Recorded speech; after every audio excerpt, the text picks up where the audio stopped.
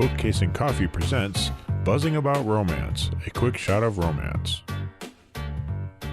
Hey everyone, I'm Becky with this week for a special historical quick shot of romance. And with me is Sadie. She is Literary Illusions on Instagram. Welcome to this quick shot, Sadie. Hello, I'm so excited to be here and talk about one of my favorite reads from last year. On this episode, we are going to be reviewing The Highwayman, which is Victorian Rebels book number 1 by Kerrigan Byrne. Okay, I'm terrible at names. Everybody who listens to the podcast knows this. Becky butchers names. It's kind of my thing. Sadie, why don't you read us the synopsis from Goodreads? They're rebels, scoundrels, and blackguards, dark, dashing men on the wrong side of the law, but for the women who love them and a hint of danger only makes the heart beat faster.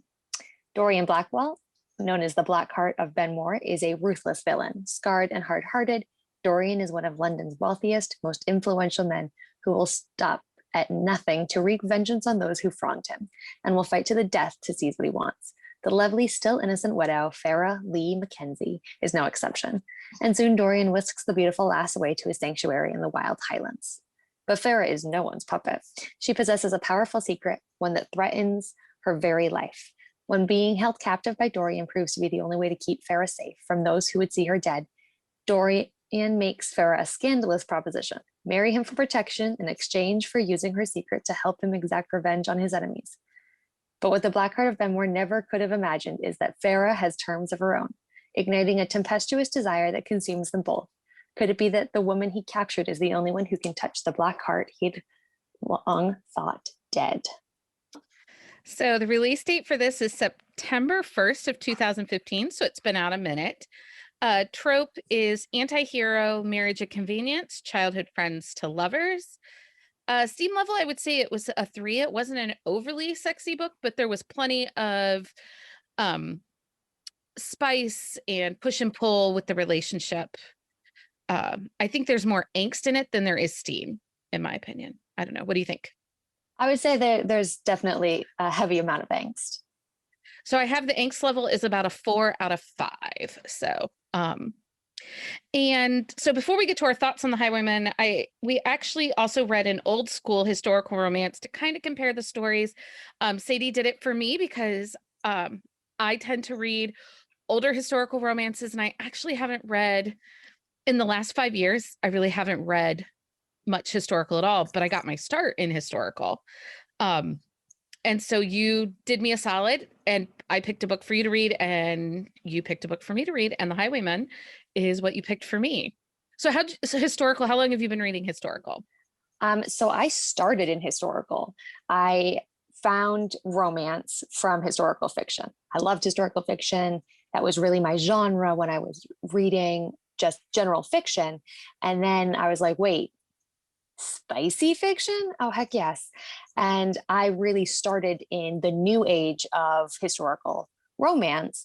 And so going back for me to old school is like an excursion, but I'm definitely visiting with a passport. And I'm definitely more of a resident of new land of historic romance. Yeah, there definitely has been a solid change. I would say 2010-ish, 2015, in that 5-year time span, especially since we've had the Me Too movement. I think that historical fiction has taken on a new voice. There's a very clear old school way that it was written, and now they're bringing it and modernizing it a little bit more, which is good. I think that shows growth as a genre. I don't know. I like to visit old school romance. I often get very irritated, even when you take out the question of consent.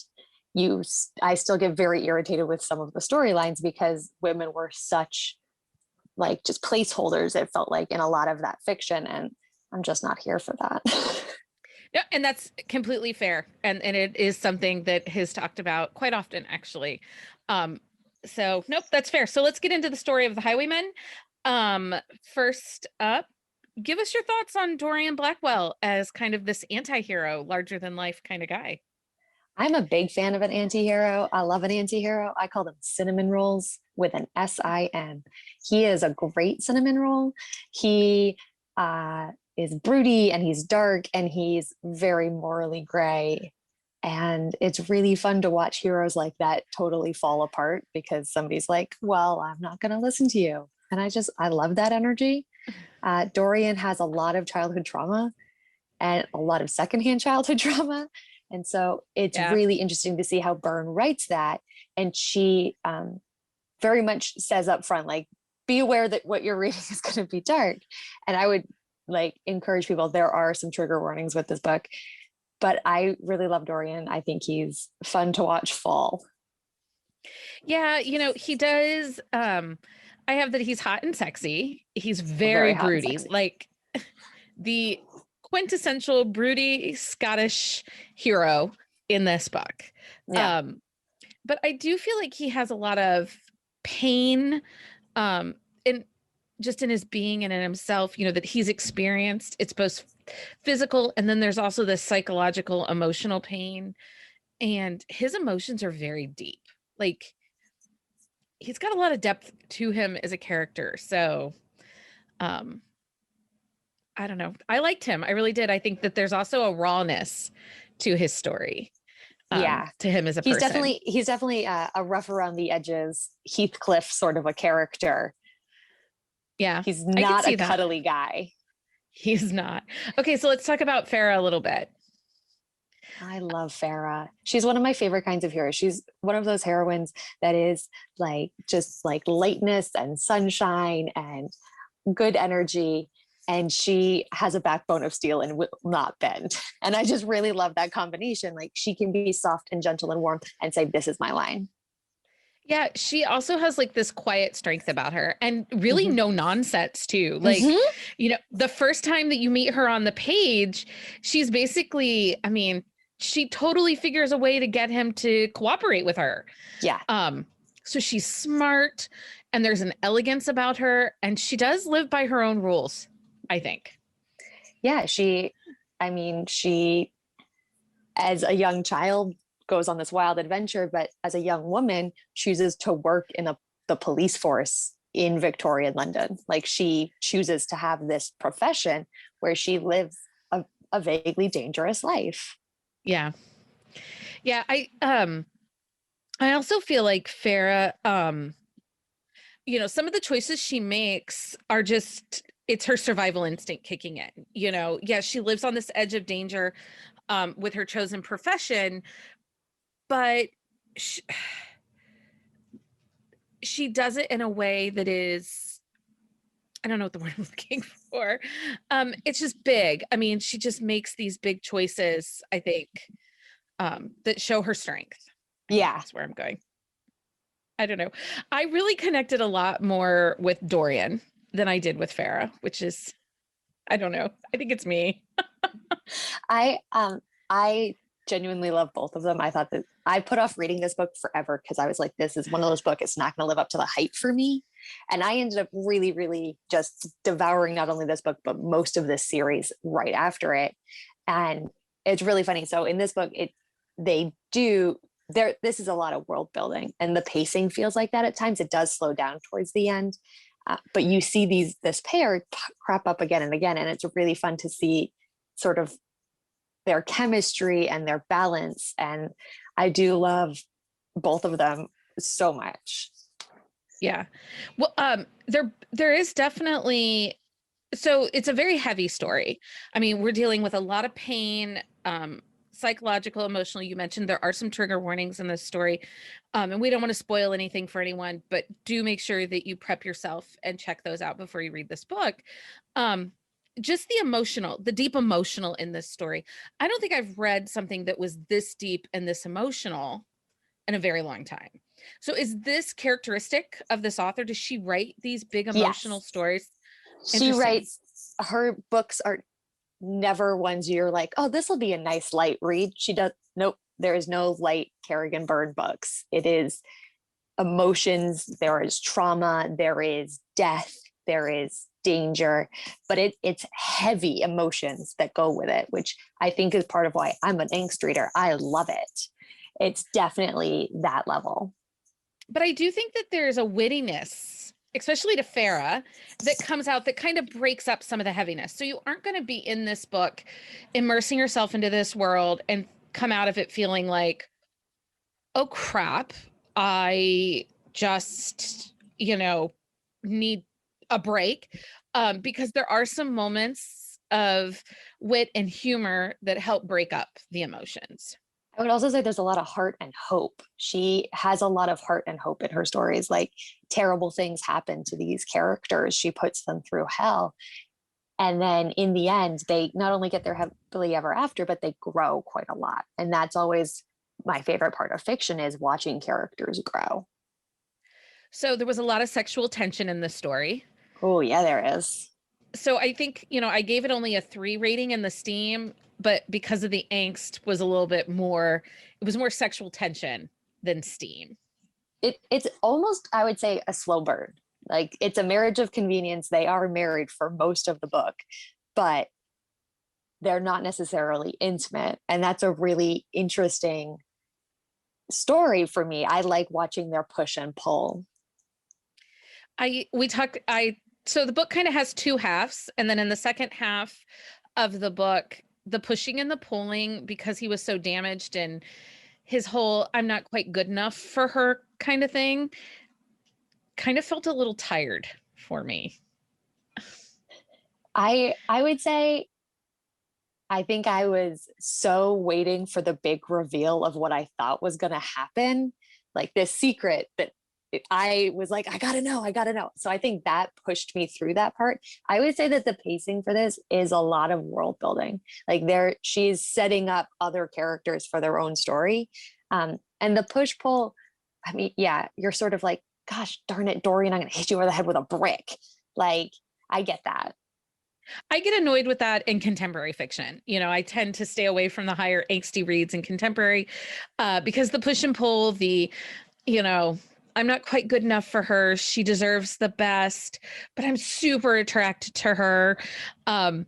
It sometimes it starts to feel daunting in your reading. So that's, where I am on that one. Let's talk about the rawness in this story, because that kind of goes with his damaged character in the push and pull. This author does not shy away from some of the harder choices in life, does she? No, especially because, I mean, the Victorian era, there is dukes and balls, but there is a lot more to the world. It was gritty, it was dark, it was dirty, and there aren't necessarily any good choices when you live in that world. And she does a really great job of sort of painting that picture of it's children abandoned and disease and it's harsh punishments. And she talks quite a lot about Newcastle prison or Newgate prison, and the fact that they threw children in there, like children were in prison, and what does that do to you? Like the cost of that. And I liked that grit. Yeah. Yes, I do. Now, so we talk about this grit a little bit, but then I would say it to the end, the healing and the ending felt wholesome, as you have this really raw, gritty story. And then this ending, it just felt like it had this nice little bow on it. And, I would say the ending was wholesome. Yes, no? Is wholesome a bad thing? No, I guess I don't know. It just felt a little off. I don't know, because the story was this fast for you. Yes, okay. I think so. I think that's what it was. Okay, but we had to see that.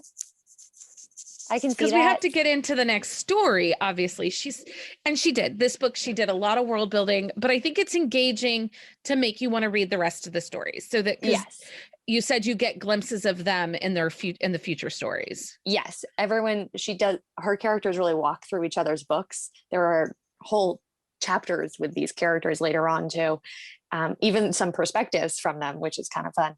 But I would say, I think this was also an early book for her. I think this was a learning book.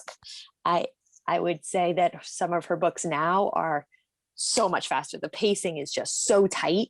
It's almost too fast for me. I want it to slow down a little bit. And so I think that this was her sort of learning her voice as an author. That's fair. I will give her, she has a specialness to her with this descriptive, gorgeous way she writes. Like, I mean, it comes off in moments that it's a little wordy. However, it moves fairly well in her wordiness. You know, there are some authors that we get daunted in their descriptions and their words. She has an incredible gift for this very descriptive, gorgeous world, as far as like when she talks about Scotland Highlands and everything.